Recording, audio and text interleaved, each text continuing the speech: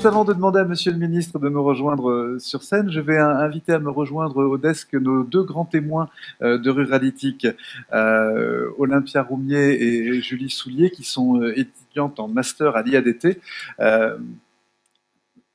On a souhaité cette année permettre à deux jeunes, alors pas n'importe quel jeune, mais voilà, des personnes qui sont sensibles et bientôt expertes en matière de développement local, voilà, de réagir à ce qu'on se dit, nous, entre vieux, pour voilà, savoir si on n'a rien oublié, ce qui les a marqués, ce qui les a inspirés, et puis ce qu'elles ont trouvé peut-être manquant ou absent de nos propos et de nos travaux. Donc, Monsieur le Ministre, vous allez être évalué en live au même titre que tous les intervenants de cette matinée. Elles nous feront leur retour juste après votre intervention. Mais bienvenue, Monsieur le Ministre. Merci d'être avec nous. C'est à vous. On vous applaudit.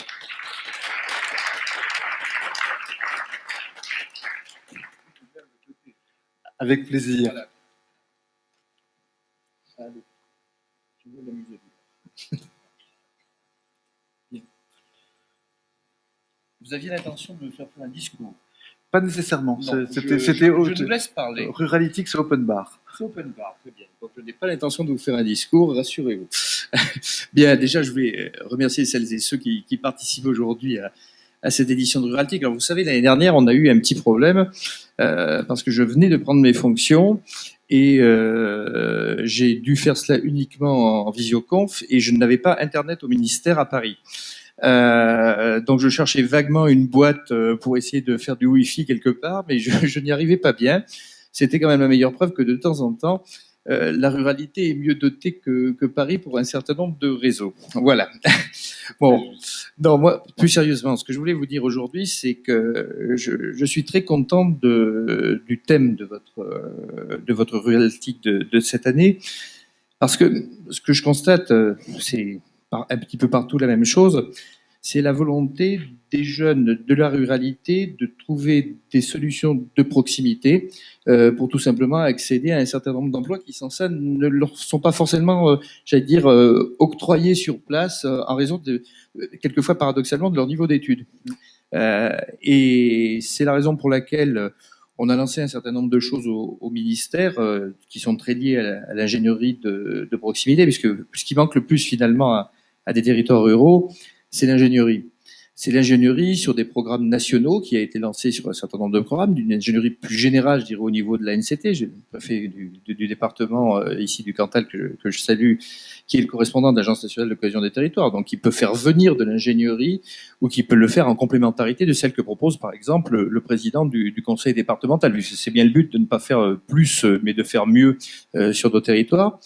Mais il y a aussi, grâce à des programmes nationaux comme Petite Ville de demain, il y a aussi, j'allais dire, sur un certain nombre de sujets sur lesquels je reviendrai, de la possibilité d'embaucher des jeunes qui viennent comme chefs de projet pour animer au travers d'une politique sur un ou plusieurs bourgs-centres. C'est mieux quand il y en a plusieurs, parce que ça permet d'avoir des interactions plus intelligentes. Quand vous êtes dans un ancien canton, on se fiche de savoir si on déshabille Pierre pour habiller Paul. Le but, c'est que tout le monde soit bien habillé et qu'on fasse en sorte que demain, il y ait quelque chose de cohérent sur ce territoire et qu'on puisse avoir du développement local, parce que l'argent, on le trouve toujours pour financer les projets, mais en revanche, l'ingénierie pour monter les projets, c'est ce qui manque le plus. Donc ces chefs de projet qui se mettent en place petit à petit, j'en parlais à l'instant avec le préfet, dans le département du Cantal, sont des ouvertures pour la jeunesse qui me semblent intéressantes.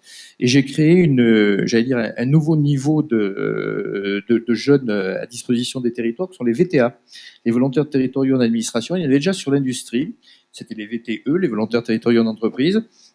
Et là, c'est clair, il faut être jeune, avoir bac plus de minimum, et l'envie de s'investir sur une mission au service d'une collectivité locale qui a, elle aussi, de son côté, un projet de développement. Alors, pas un projet de développement au sens, je vais embaucher quelqu'un pour remplacer mon directeur général des services, c'est pas le sujet, mais simplement des jeunes avec un regard nouveau, avec une formation nouvelle, et qui demain, on ouvrira au total plus de 800 postes, et à l'heure actuelle, on a déjà 250 offres pour 250 postes, donc c'est déjà quelque chose de plutôt sympathique, et qui pourront soit poser leur valise sur ces territoires, soit en étant originaire, dire bah, finalement ma valise, je la rouvre et je vais rester sur mon territoire. Et je suis très content de signer un peu partout. Alors dans le Cantal, il y en a moins qu'ailleurs, il y en a que 2. Mais je signe un peu partout des conventions avec des collectivités qui ont des projets, mais qui avaient besoin de ce petit coup de pouce parce que ils ont envie de monter une maison France Service et ils savent pas forcément comment s'y prendre pour faire en sorte que tous les partenaires puissent arriver et faire plus, je dirais mieux en termes d'adaptation au territoire.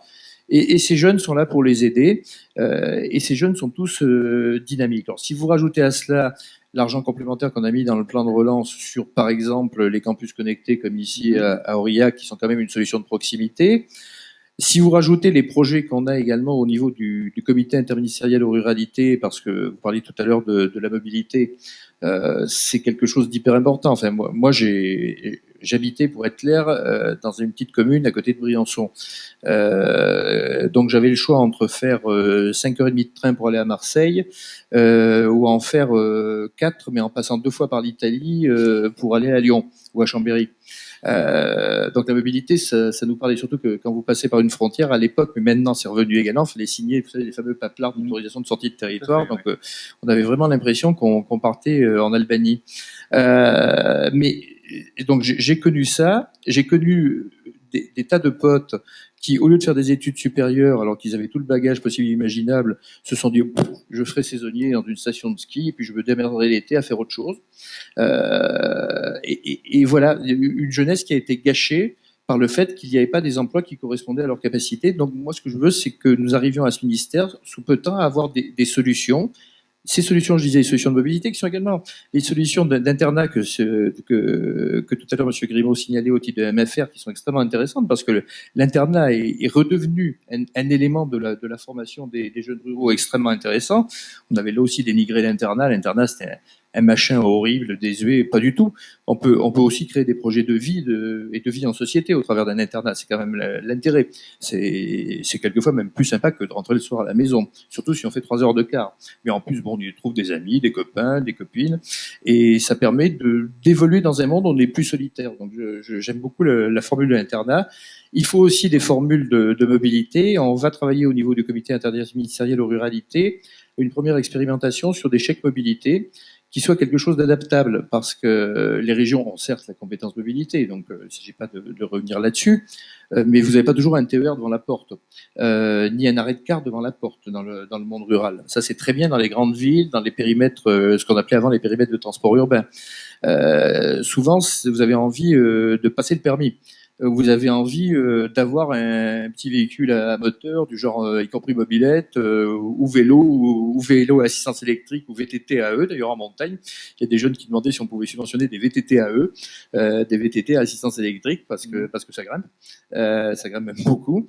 Et ben, on a l'idée de mettre en place quelque chose qui se développera donc sur les années futures, d'une espèce de chèque mobilité, comme il y a eu un chèque culture. Je vais pas employer le terme de passe, parce que sans ça, je sais, le terme de passe maintenant, pour une raison que j'ignore d'ailleurs, n'est pas. Il est connoté. Il est un peu connoté, oui, voilà. Et nous essayons tout simplement de faire en sorte que demain, nous puissions résoudre ces problèmes avec un petit chèque qui permettra à des jeunes d'être plus indépendants, plus autonomes également vis-à-vis de leurs parents, pour pouvoir se déplacer sur les territoires ruraux.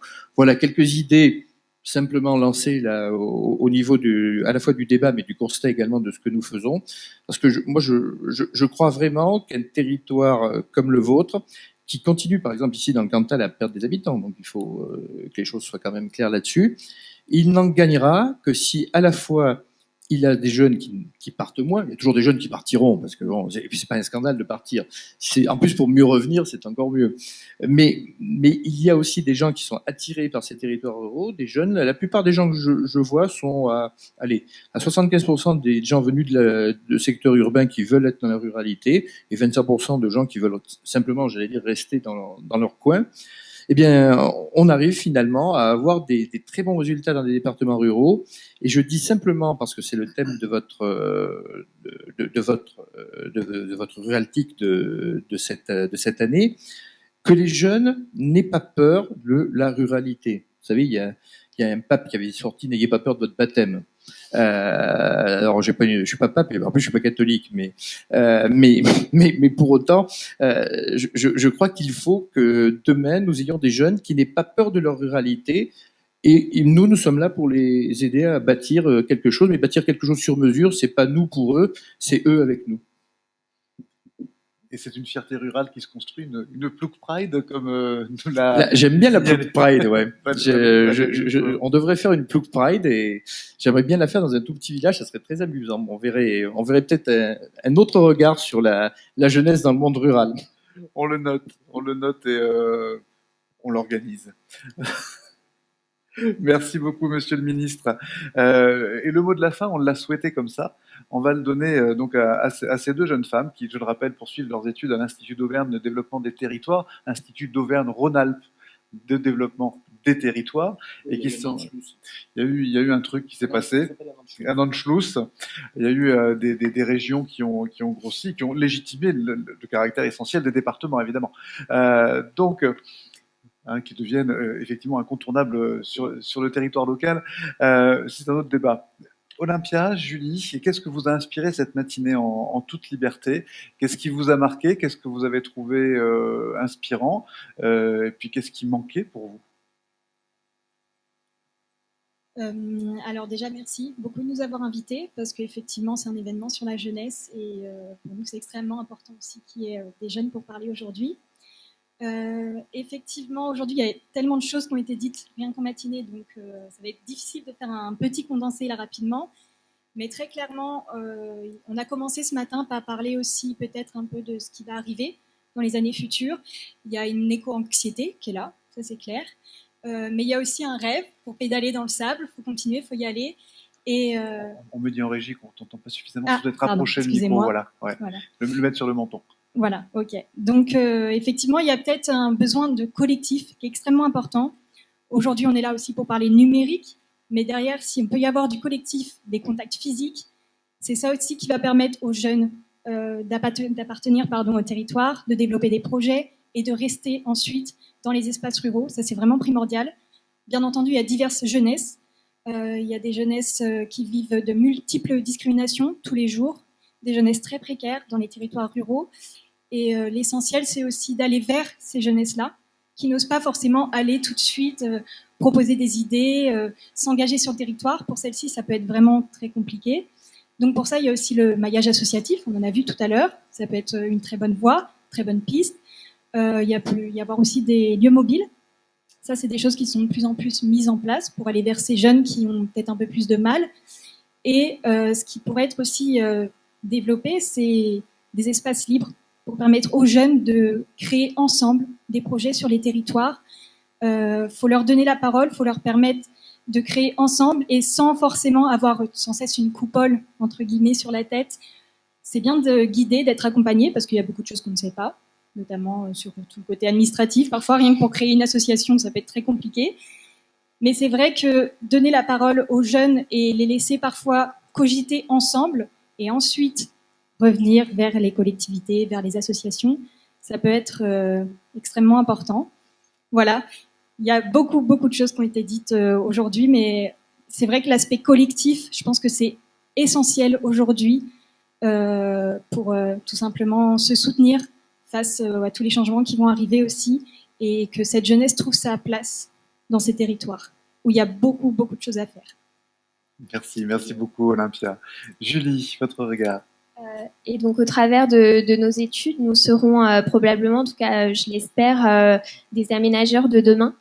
Et pour moi, travailler sur l'aménagement du territoire et notamment des territoires ruraux en comprenant les besoins nouveaux pour optimiser les espaces en veillant aussi à la préservation de l'environnement, en garantissant la sécurité des habitants pour améliorer les cadres de vie est une mission essentielle. Et comme l'a très justement dit Madame Joussomme, les habitants des campagnes veulent peut-être aujourd'hui un autre monde. Et je pense que toutes les interventions de cette matinée nous auront permis de mettre des mots sur le présent et d'avoir des pistes sur ce que pourrait être le monde de demain, le monde des campagnes de demain. Je suis personnellement issue d'un milieu rural. J'ai toujours vécu dans le Cantal, hormis donc pour faire mes études. Et je souhaiterais justement faire ma vie ici. C'est mon territoire de cœur pour lequel j'ai un très, très fort sentiment d'appartenance. Je pense justement des initiatives comme celle prise par la mairie de Mauriac avec le conseil municipal des jeunes sont essentielles parce que les jeunes d'aujourd'hui seront à la tête du monde de demain et ils doivent dès aujourd'hui pouvoir se sentir acteurs de leur territoire, ce qui ne pourra, je pense, que renforcer leur attachement au territoire et leur donner envie de construire leur vie dans nos campagnes. Et justement, donc, le numérique est, je pense, un formidable levier d'action pour le développement des territoires, notamment ruraux, parce qu'il permet de réduire fortement les déplacements et les distances. Voilà. Merci, Julie, merci à toutes les deux. Je vous laisse réagir, Monsieur le Ministre. Oui, merci beaucoup. Non, j'ai été très content de vous écouter parce qu'en plus vous avez un profil parfait de volontaire territorial en administration, donc ou de chef de projet dans les petites villes de demain. Donc n'hésitez pas à vous faire embaucher dans le secteur avec le bagage que vous avez. Mais au-delà de ça, je crois que c'est Monsieur Le Tourneur, je crois, qui a parlé des fabriques de territoire. Je pense que les fabriques de territoire, c'est justement un objet de notre ministère qui est extrêmement intéressant parce que c'est à la fois des espaces de coworking, c'est quelque chose qui est bâti localement, donc il se bâtit avec les jeunes d'un pays ou avec les moins jeunes d'ailleurs, mais de toute façon, pour pouvoir développer des projets sans contrainte ni a priori, ce qui est quand même très intéressant. C'est pour ça que moi, quand je viens sur un territoire comme ici, je viens à Ruraltic parce que c'est l'occasion d'y venir. Mais ce matin, déjà, j'étais en train d'inaugurer une antenne multi-opérateur 4G sur un plateau parce que s'il n'y a pas la 4G partout, les projets sont rapidement, j'allais dire, mis au rencard. On a eu des discussions avec les élus du département sur l'avancement de la fibre également avec le président du département et avec le maire concerné pour que les 8% de territoires non couverts ne restent pas sur le côté de la plaque. Et ce soir, je vais aussi à Vic-sur-Cère parce que je vois qu'il y a là aussi une fabrique de territoire. C'est des appels à projets qu'on a lancés pour qu'il y ait on va dire, non seulement l'aspect coworking, mais l'aspect centre de ressources sur un territoire qui soit développé. Et il y en a de toute nature. J'ai vu dans l'Oise quelque chose qui ressemble à un village où on construit l'avenir, je l'ai appelé comme ça parce qu'il y avait vraiment de tout, à partir d'un ancien projet collectif qui était celui d'aider des personnes en difficulté intellectuelle et notamment des personnes qui avaient des handicaps mentaux, mais qui s'est développé dans l'agriculture nouvelle, moderne. Enfin, c'est assez intéressant. On se croirait c'est un nouveau village, on va appeler ça comme ça. J'ai vu dans le fin fond du sud du Massif central une mamie de 88 balais de l'EHPAD d'à côté qui a dit c'est pas possible, on vit toute seule dans nos EHPAD, on va créer un lieu où il y a à la fois un bar, des services informatiques et où les jeunes puissent venir avec nous. Et ça porte son nom d'ailleurs. Elle s'appelle Yvonne, 88 ans, et elle a créé une mamie avec une mamie de 87, sa copine. Ils ont créé ce lieu, ils ont recréé un élément de centralité dans le village qui n'avait plus ni bar ni rien du tout. Et en même temps, on apprend à faire de l'informatique et c'est un espace de coworking. On l'a labellisé aussi. Donc chacun peut apporter cette petite pierre à l'édifice. Et je crois sincèrement que les jeunes d'un département comme le Cantal sont plus que aptes à prendre ces objets en main et à les faire vivre. En tout cas, je vois des sourires qui me font plaisir. Merci, Monsieur le Ministre. Je vous propose d'applaudir Monsieur le Ministre ainsi que nos grands témoins.